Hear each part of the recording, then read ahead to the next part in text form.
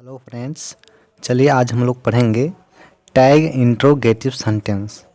अब ये आपको एकदम नया लग रहा होगा, लेकिन जो इंट्रोगेटिव सेंटेंस होता है वो तीन प्रकार का होता है। एक होता है डायरेक्ट इंट्रोगेटिव सेंटेंस, एक इनडायरेक्ट इंट्रोगेटिव सेंटेंस, और जो तीसरा होता है वो आपका होता है टैग इंट्रोगेटिव सेंटेंस। या बहुत कम ही जगह पे पढ़ाया और बताया ही जाता होगा, वैसे बहुत कम ही लोग इसको जानते हैं। तो चलिए आज हम लोग इसको पढ़ेंगे, टैग इंट्रोगेटिव सेंटेंस।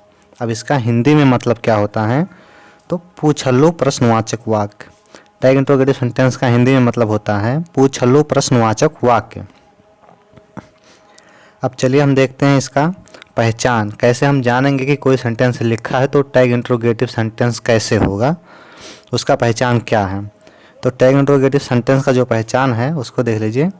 जिस हिंदी वाक्य के अंत में की प्लस नहीं प्लस प्रश्नवाचक शब्द, जिस हिंदी वाक्य में, यहाँ देखिए, जिस हिंदी वाक्य में की प्लस नहीं प्लस प्रश्नवाचक शब्द का प्रयोग रहता है, या की प्लस वाक्य में लिखी हुई क्रिया की पुनरावृत्ति, यानी की प्लस वाक्य में लिखी हुई क्रिया की पुनरावृत्ति है। जो देखिए वाक्य नंबर 3 जो है यहाँ, और प्लस प्रश्नवाचक चिन्ह का प्रयोग रहता है, तो उस हिंदी वाक्य को टैग इंट्रोगेटिव सेंटेंस कहा जाता है।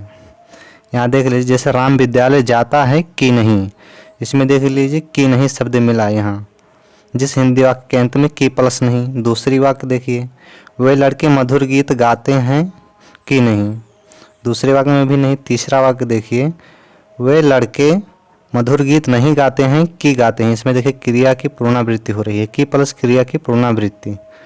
चलिए अब इसके अनुवाद का नियम हम लोग देखते हैं। इसका अनुवाद कैसे करेंगे इंग्लिश में। तो उपरोक्त जैसे हिंदी वाक्यों का अंग्रेजी में अनुवाद करते समय सर्वप्रथम वाक्य का अनुवाद हम लोग यहाँ कामा तक प्रेजेंट इंडेफिनिट टेंस के अनुसार करेंगे। ये जो वाक्य है यहाँ कामा तक, इसका अनुवाद हम प्रेजेंट इंडेफिनिट टेंस के अनुसार करेंगे। उसके बाद में, इसके बाद कामा निशान का प्रयोग करके कर्ता के वचन के अनुसार डज नॉट या डू नॉट या डू प्लस वाक्य में उपस्थित कर्ता के अनुसार सर्वनाम सूचक कर्ता प्लस प्रश्नवाचक चिन्ह का प्रयोग किया जाता है। चलिए अब इसको हम अनुवाद से बताते हैं इसका कैसे होगा। यहाँ देख लीजिए, पहले यहाँ तक हम लोग कामा निशान तक इसका अनुवाद प्रेजेंट इंडेफिनिट टेंस के अनुसार करेंगे। तो सबसे पहले आपको कर्ता लिखना है, तो कर्ता यहाँ राम है तो राम को लिख लें। उसके बाद आपको क्रिया लिखनी है। क्रिया जाता है, जाता है के लिए यहाँ आपको गो लगाना है। यहाँ देखिए क्रिया में ईएस जोड़ा गया है। तो जब कर्ता सिंगुलर नंबर थर्ड पर्सन यानी कि ही सी इट या किसी का नाम रहेगा, तो आपको क्रिया में यस या ईएस जोड़ना है। तो चलिए अभी बता देते हैं क्रिया में कब यस जोड़ा जाएगा और कब ईएस जोड़ा जाएगा। जिस क्रिया का अंतिम अक्षर यस, यच, ओ या यक्स रहता है, उस क्रिया में ईएस जोड़ा जाता है, बाकी सब में यस जोड़ा जाता है। तो इस प्रकार हो गया राम गोज। उसके बाद में हम लोग लिखेंगे, यहाँ देखिए इसके पहले विद्यालय लिखा है तो टू स्कूल। जब गोज के बाद यानी गो के बाद जब कोई स्थान सूचक आप शब्द लिखेंगे तो उसके बाद टू का प्रयोग हमेशा होगा, इसीलिए यहाँ टू का प्रयोग हुआ है। उसके बाद हम लोग कामा लगाएंगे। कामा लगाने के बाद में की नहीं शब्द का अनुवाद करेंगे। तो की नहीं शब्द के लिए आपको डजंट या डोंट का प्रयोग करना है। तो इसका प्रयोग यहाँ उपस्थित कर्ता के अनुसार होगा। यदि कर्ता सिंगुलर नंबर थर्ड पर्सन है यानी ही सी इट या किसी का नाम है, तो आपको डजंट का प्रयोग करना है। तो इसीलिए यहाँ डजंट लिखा गया। इसके बाद सर्वनाम सूचक कर्ता लिखना है। अब राम यहाँ लिखा है, इसी के अनुसार आपको सर्वनाम सूचक कर्ता लिखना है। तो यहाँ राम के अनुसार ही लिखा गया सर्वनाम सूचक कर्ता। उसके बाद प्लस प्रश्नवाचक चिन्ह। अब चलिए देखते हैं दूसरी वाक्य का अनुवाद। वे लड़के मधुर गीत गाते हैं कि नहीं। यहाँ देखिए वे लड़के लिखा, ये सेंटेंस थोड़ा मिस हो गया है, इसको सही कर लीजिएगा। तो वे लड़के मधुर गीत गाते हैं कि नहीं। अब इसका अनुवाद करेंगे हम लोग। सबसे पहले सब्जेक्ट लिखेंगे, तो वे लड़के हैं, वे लड़के का अंग्रेजी होता है दोज बॉयज। उसके बाद क्या करते हैं, गाते हैं, तो यहाँ सिंग मतलब होता है गाना। उसके बाद में क्या गाते हैं, मधुर गीत, मधुर गीत के लिए स्वीट सॉन्ग। उसके बाद कामा लगाएंगे। कामा लगाने के बाद की नहीं शब्द का हम लोग अनुवाद करेंगे। तो की नहीं शब्द के लिए आपको डजंट और डोंट में से किसी का प्रयोग करना है, तो यहाँ अगर कर्ता सिंगुलर नंबर थर्ड पर्सन नहीं है, यानी कि ही, सी, इट या किसी का नाम नहीं है कर्ता के स्थान पे, तो आपको दे लिखना है। तो इसीलिए यहाँ डोंट दे हो गया।